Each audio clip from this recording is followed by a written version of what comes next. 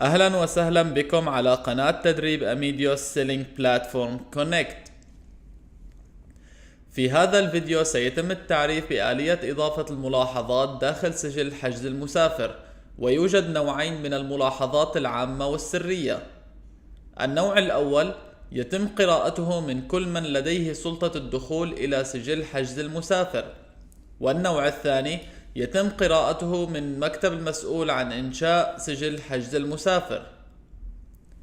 ولفتح سجل الحجز والدخول إليه يتم استخدام RTLX 7PDN. سيقوم النظام تلقائيا بفتح السجل.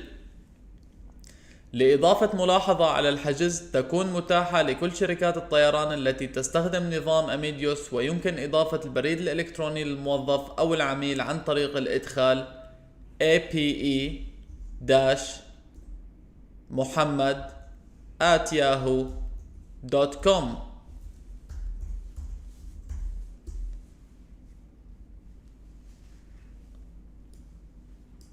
أيضا يمكنك إضافة ملاحظة بشأن رسوم الخدمة RIS KWD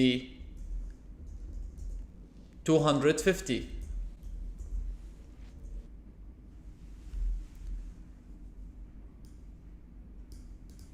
ولإرسال الحجز إلى البريد الإلكتروني الخاص بالعميل استخدم الإدخال IEP-EML-muhammad@yahoo.com.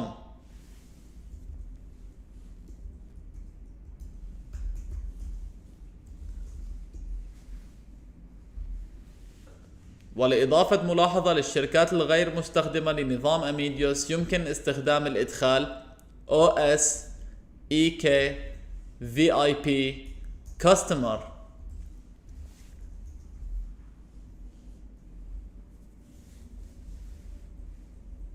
لإضافة ملاحظة سرية يمكن الوصول إليها فقط من موظفين نفس المكتب يتم استخدام الإدخال RC The passenger has paid in advance.